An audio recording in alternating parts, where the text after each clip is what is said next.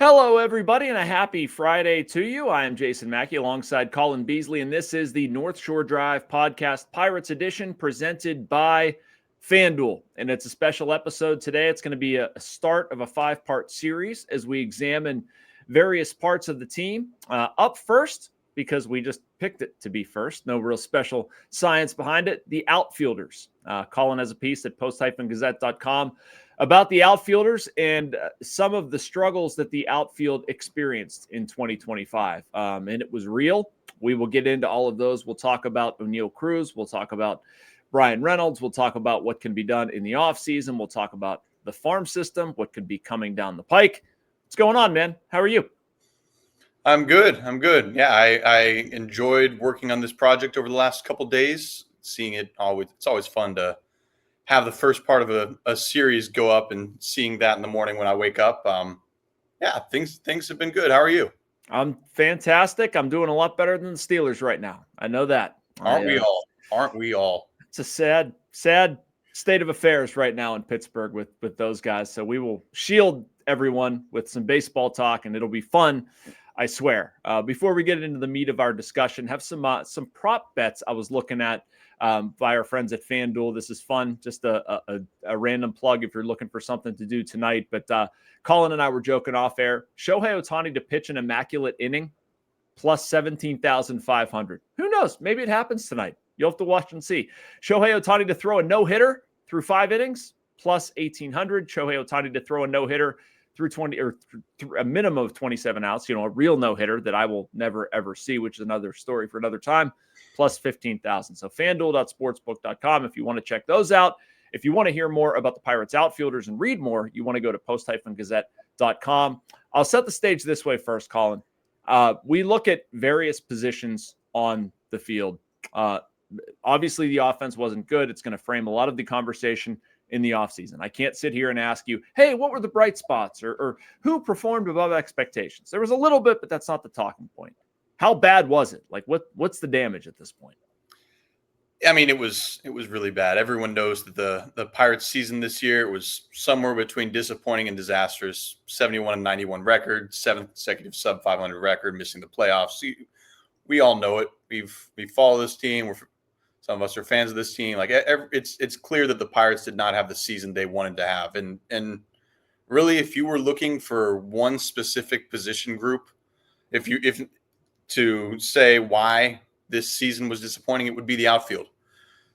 Bryan Reynolds and Oneil Cruz simply didn't do enough. Pham was fine eventually, but didn't play well when the season was fresh and when the Pirates were playing meaningful baseball. There was a lot of bad in here.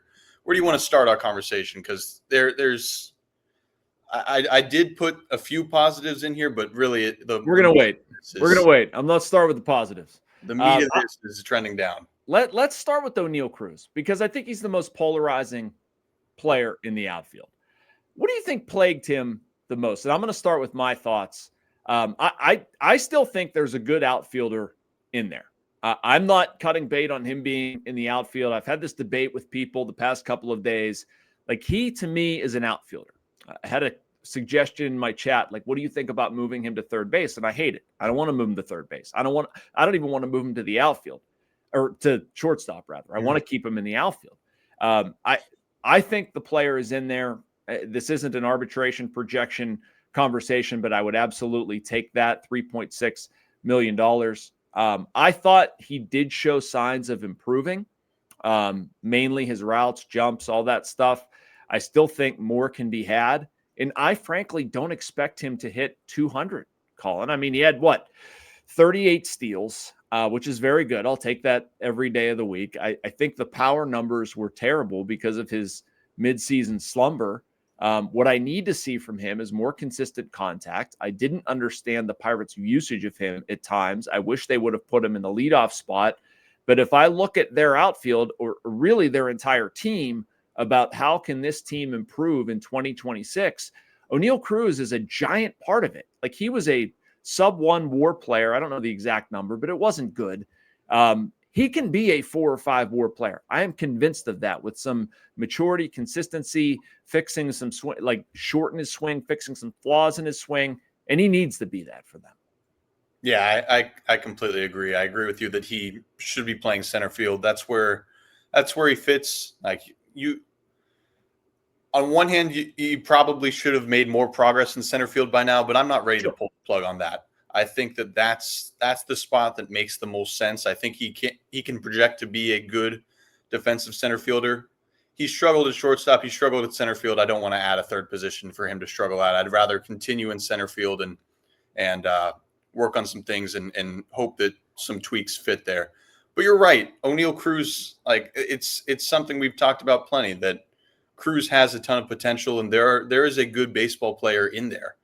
I would like to see his swing worked on this offseason. I think minimizing swing and miss is something that is really, really important. I know that it's always going to be part of his game. I mean, he's 6'7", and with the bat speed and the power, there's always going to be some strikeouts there, some swing and miss there, but I think it can be tailed down a little bit. And you're right. I'd also like to see him be more aggressive. I think that he's not someone that the Pirates should have trying to work 6, 7, 8 pitch at bats. He's someone where if you get a mistake first pitch, he should go for it. And I don't know if that's something that was talked about because he's in a leadoff role. He's supposed to see more pitches. I don't know if that comes in the conversation, but with Oneil Cruz, I'd like to see him just be able to be aggressive and jump on the first pitch if he gets something good to hit. Yeah, I mean, this is a problem that the Pirates have writ large, that they have gone too far back to what they used to do and trying to make guys all the same hitter. And they're just not. Like, Oneil Cruz is never going to be a guy who has a high OBP and draws a lot of walks and whatever. He's probably always going to have a high strikeout rate.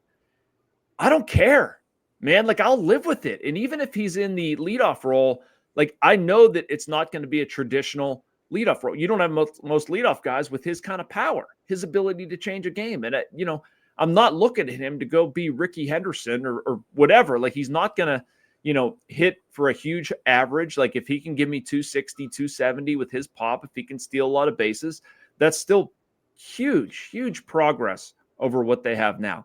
All right, next question I have for you is about Bryan Reynolds. This was not a good year for Bryan Reynolds. He would be the first one to tell you. I believe he said so late in the year. I think the question with Reynolds, because they're not going to trade him. That doesn't make sense. You don't sell an asset at its lowest point. Like, they're going to bring him back. Is last year real? In your opinion, did that show some sort of sign of decline of Bryan Reynolds, or was it just a bad season? I haven't watched enough Bryan Reynolds to know that for sure. I'd say based upon his numbers, his season-by-season numbers, the back of the baseball card, which is something he said, I'd guess it's more of a slump than a decline. He posted a 245 batting average, a 318 on-base percentage, 720 OPS, all career lows for a full season. Obviously, it was disaster in 2020, but that's short stint. Weird things happened that year. Yeah, he simply wasn't good enough, especially at the beginning of the year, like Pham we'll talk about later. He showed some life after the trade deadline. I let's see what his numbers were. I batted 274 with 6 homers and 22 RBIs after the trade deadline. I think that's closer to being the Bryan Reynolds we know and the Bryan Reynolds that still can be. But it's a big question for the Pirates of how they can get him back to being his second half self, his usual self in 2026. I talked about in my piece that internal improvements are something that has to happen regardless of what happens in free agency and trades and in the offseason. The Pirates have to find a way to get Bryan Reynolds and Oneil Cruz back at their best. And that's one of the biggest storylines, in my opinion. Yeah. I mean, I think a lot of what we're going to talk about today and what we have been talking today is like, what can you change things in guys? How can you adjust the process? Maybe it's their swing. Maybe it's their preparation. Maybe it's maturity. Maybe it's their position. I don't know. I'm not changing anything with Bryan Reynolds, man. For better or worse, you're married to this. You're going to need it to bounce back. I might, and this is probably contingent on what they do via trade or free agency. Like, if there's the opportunity to play him in left field, as crazy as that sounds, I might consider it. I think that keeps him a little bit more plugged in, but that's also like a really far out idea that I'm not nearly married to.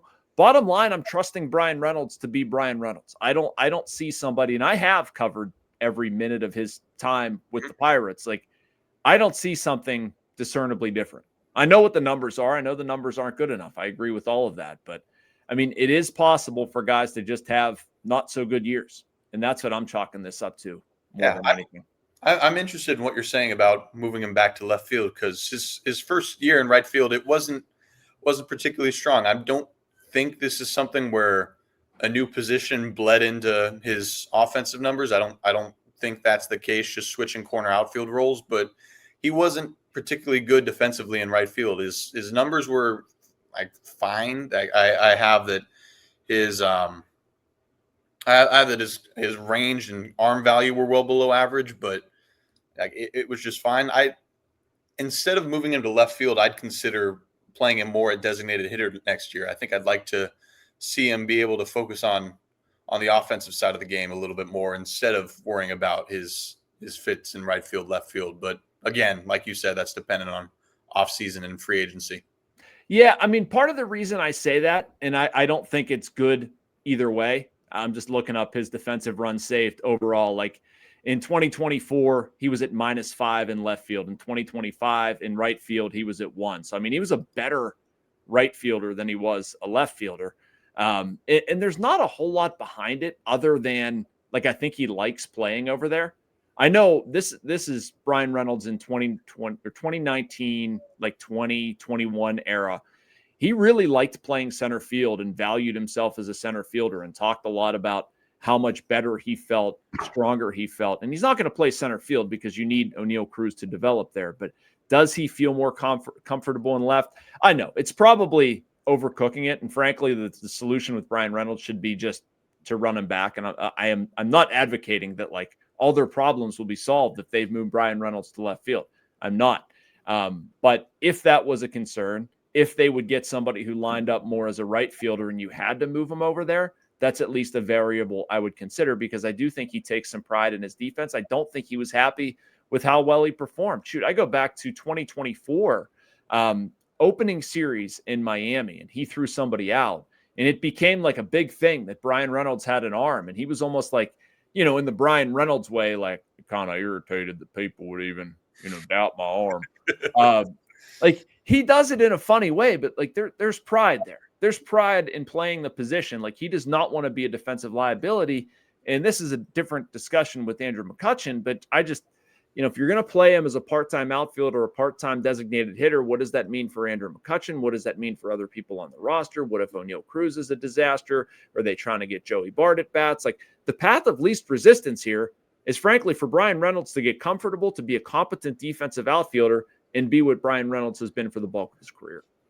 I agree. And I just want to say I did not expect a Jason Mackey, Bryan Reynolds impression. Was it any good? I think it's pretty good. It was pretty solid. Like passable. You can tell you've been around for a few years. You know what he says. I got the picture. I got the picture.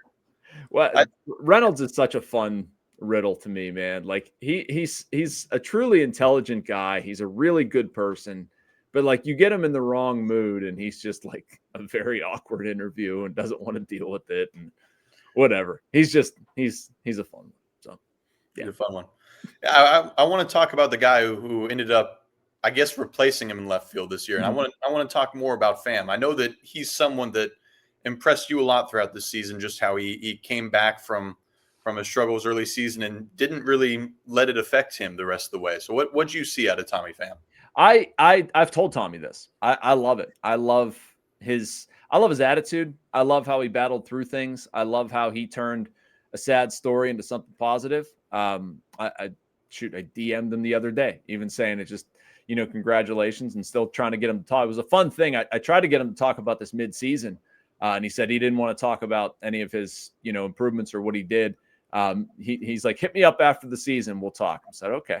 I kind of laughed it off, but then when he was a nominee for a Gold Glove, I'm like, well, this is the time. So I asked him if he wanted to talk. He said, I'll think about it. So anyway, I thought he turned out to be a really good addition. And I think Tommy Pham, you have guys like that on winning clubs that they bring a certain attitude, a certain edge. And I really respected what he did to pull his game out of the gutter. It wasn't very good. And, he produced in crunch time. His runner average with runners in scoring position was very good. He was able to hit for power. He impressed me defensively in left field. I remember this was before you got on the beat, I believe, in February in spring training. He talked about feeling like, the defensive metrics, and he didn't really agree with them, and he was out to disprove them and everything that like that. And he was going to be playing differently, positioned differently. You know what? He was right. He was right. He was a very good defensive left fielder. He was very fun to watch. It was sound. He deserves to be where he's at. I believe he was tied for second in the National League in outfield assists. You look at, outs above average, defensive runs saved. Like, the metrics put him there very comfortably. I don't know if he'll win. It'll probably go to Ian Happ, but I like a lot of what Tommy Pham did. It wasn't enough. Like, the Pirates have much bigger problems than Tommy Pham's going to be able to solve. That informs my thinking for next year. I'd love Tommy Pham on the team as a fourth outfielder. I just don't think he should be one of their starters, because I think they should be allocating more resources, be they trade or free agent salary, to that spot. But I really like what I saw from him. Yeah, I agree with your second point, that I wouldn't that with what you're saying about more resources going to left field. That's something that we'll talk about in a bit. I do want to push back a little bit on the Pham being a very good of acquisition. Yes, he ended up being worth one WAR, which is the money spent. It's worth a win above replacement. Like, that math adds up there. He was good defensively. He did a lot of good things in the clubhouse. He did a lot of good things in the second half of the season. But I just struggle to call him a very good signing, considering where he was at prior to June 22nd. I mean, his hitting was just atrocious. He was someone that you'd get in the clubhouse and you'd wonder if they were even considering ending the Pham experiment, because his hitting had been that bad. He'd contributed little, and the Pirates were out of contention. So he did really well to turn it around, earned a lot of my respect. It was good to see him in that role and see him play better, and see how his personality changed a little bit later in the season when he was contributing, and to see how his teammates reacted to him pushing through and getting through that slump. But considering where the Pirates were at on June 22nd, already 18 games under 500 at that point, and Pham was a big part of that, I just struggle to call him a very good signing, considering that early season slump. Yeah, I get that. I think both can be true too. Or that's certainly a valid argument. I'll say it that way. Like, if somebody wants to argue the case that he was a very good signing, you're talking about, $4.025 million for one more. That's efficient spending. You also talk about somebody who did not produce in crunch time, and the season was sunk by the time he did start producing. Totally fair. So, all right, I want to talk a little bit more about people coming down the pike, the farm system, what sort of hope the Pirates might have, and also questions going into the offseason. That'll be in the second half of our podcast, but first, a message from Greenwalt Roofing. Hey, Pittsburgh. When you think of great roofs, you think Greenwalt Roofing Company. With over 20 years experience, Greenwalt knows your roof is your home's first line of defense, from rain, wind, snow, and ice. That's why Greenwalt Roofing's standard for perfection is so important. You can trust that their team of experienced installers will treat your property like it's their own. When it comes to roof replacements, Greenwalt Roofing is Pittsburgh's only choice. Visit greenwaltroofing.com today or call 412-314-8882 to schedule your free estimate. PA contractor number 36262. And welcome back to the North Shore Drive podcast, Pirates edition, presented by FanDuel. Jason Mackey alongside Colin Beazley, working through the Pirates outfielders. As we look in the offseason, Colin, what's the biggest thing that you're going to be following, tracking, eager to see out of this group? I mean, the biggest offseason storyline, there's not much of a debate. It's what they do with left field, whether that ends up being a free agent signing, whether that ends up being a trade, whether it's running it back with a Tommy Pham or a Tommy Pham type. That's something that'll determine a lot about what this team ends up being in 2026 and what their ambitions are. There's not really an intriguing internal option for left field, unless even if you go to Bryan Reynolds and put him to left field, then there's no intriguing internal option for right field. Alexander Canario and Jack Sawinski haven't exactly earned larger roles in their cameos. Ji Hwan Bae, Ronnie Simon, Billy Cook, they started again. They didn't really impress enough to say, okay, they're going to be a key part of the team in 2026. Maybe part of the team, but not key part of the team. So I'm really intrigued on what they end up doing in free agency. There are two free agent headliners. I don't think they'd be anywhere close to signing any of them. Those are Kyle Tucker and Cody Bellinger. But A guy I'm kind of curious in your thoughts in is Trent Grisham. I think he's probably above the Pirates pay grade. He's someone who's going to sign a multi-year deal, and I'm not sure he'd be a good bet considering he's really had one good season, but he is someone that is out there. Is that someone you've thought about at all? It is. I like what he did this past season, but the answer is no. I don't think Trent Grisham would want to come to Pittsburgh. I don't think Trent Grisham would have to come to Pittsburgh. And I'm not sure the Pirates should make that kind of bet on somebody who hit a lot of home runs this year. What do you have, 34? 34 and 74, yeah. Yeah, but prior to last year, he had been under 200 for like 3 or 4 years straight. I just know. I mean, if they're going to bet on somebody, I want somebody other than Trent Grisham. I'd rather bet, a multi-year deal. I'd probably want somebody younger that is a little bit more projectable. I don't know. I guess beggars can't be choosers, right? Like if that's what it comes to end this multi-year deal issue, I guess. And they certainly need the power, but I don't know if I see that lining up. I think I'd rather see them shoot a little bit lower, maybe somebody with higher projectability, a little bit more consistency with a high average. They need that. What if this year was a fluke for Grisham? Like and at the end of it, like I do think Grisham will have options, and you hit 34 home runs, the Pirates aren't going to be your biggest suitor. And honestly, man, the more I think about this too, and I'm not like trying to talk myself out of it because they certainly need to be active in free agency. I just keep thinking about trades too. Does it make more sense for them to go, get a bigger piece via trade? Whether it's giving up Mitch Keller, whether it's giving up a young starter, something like that. They certainly need to be aggressive on the trade market. But they're not signing Kyle Tucker. They're not signing Cody Bellinger. They're not signing, any of the premium guys. And if we're even talking about they're not able to sign Trent Grisham, man, that sort of leads me to the trade thought. Yeah. I'm looking at the. What about you? I agree. Thumbs up, thumbs down on Grisham. I agree that Trent Grisham is not worth the bet. I was looking at some free agent projections as I researched this, and I saw, and the one I saw was from Bleacher Report. I don't know whether it was credible or someone random, but I saw someone project 4 years, $72 million for Grisham. And I was like, oh, maybe that could be doable. And then I looked at the underlying numbers and I saw he'd batted sub 200 in 3 consecutive years. And I'm happy for the guy that he's going to get paid off of one good season. It's always fun to see people perform in a contract year and earn themselves a raise, earn themselves a multi-year deal. But in a place like Pittsburgh, that's not going to, that maybe you get one big free agent signing. If that, it's not someone quite worth Grisham. You did mention a couple other names in your Yes. piece, and I did as well in a free agency piece I did. So make sure you read both of those, people watching and listening. But no, seriously, like Cedric Mullins, Max Kepler, Miguel Andujar, which ain't happening, Jesse Winker, and Michael Conforto are names that you cited in the piece. Andujar, he had Andujar. What do they do it? But anyway, I had to include him. I know, I get it. They're free agent options. It's just, that one ain't lining up. Yeah. Those are the bets that I want to see them make. Like that, you can gamble a little bit on a Max Kepler. There's more of an established level of production there. Cedric Mullins is another guy.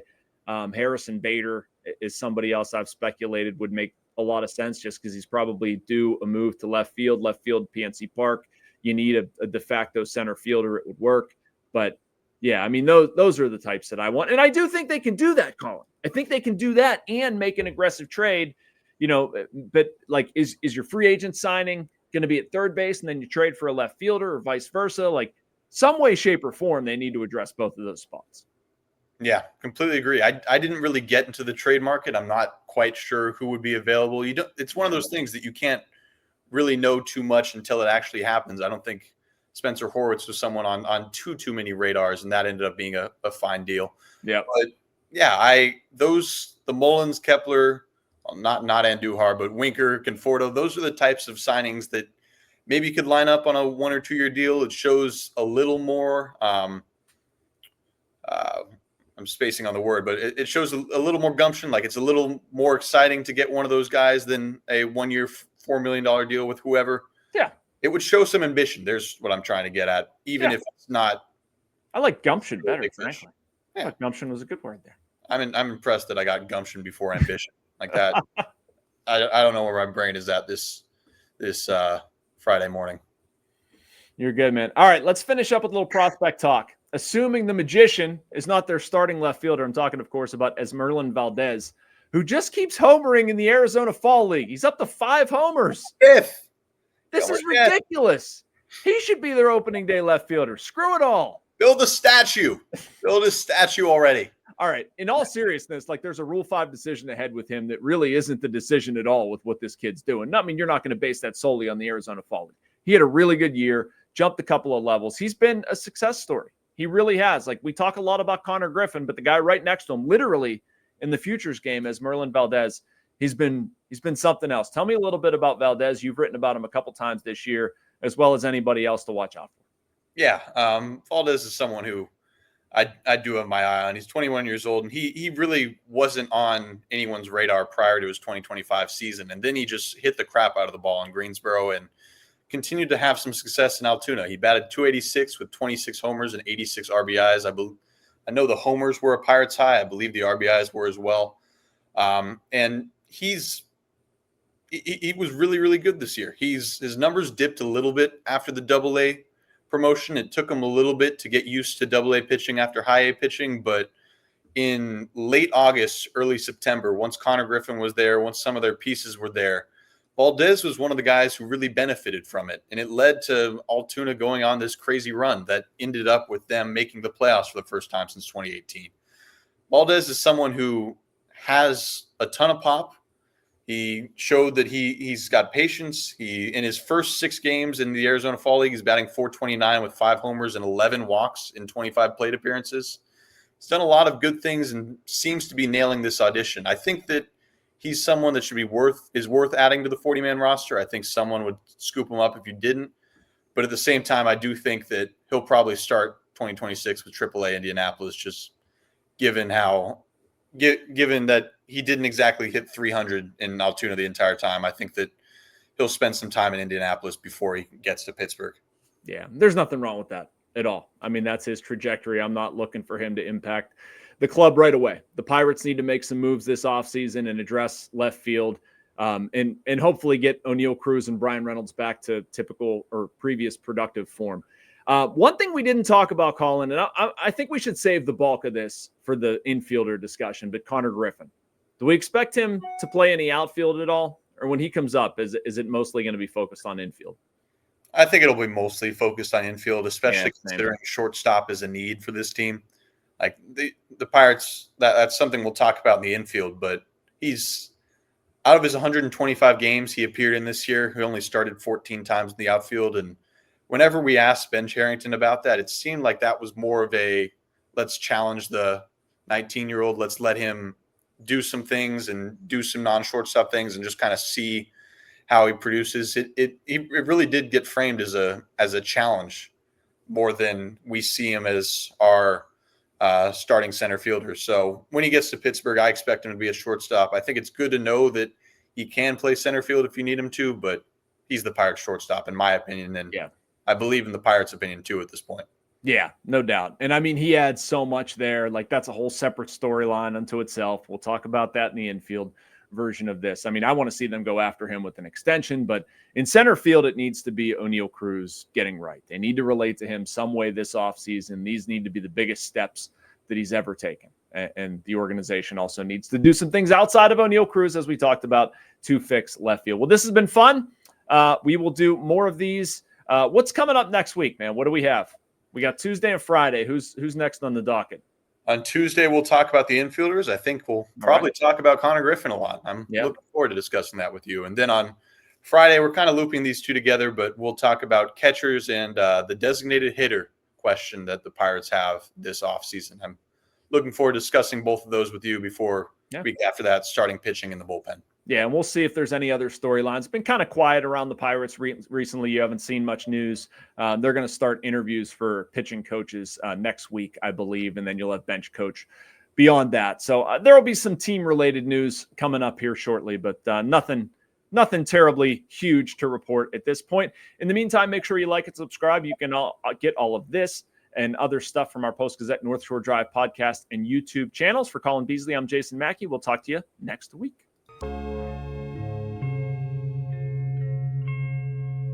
Thank you for checking out this content from Post-Gazette Sports. If you watch this video on YouTube, please like the video and subscribe to our channel.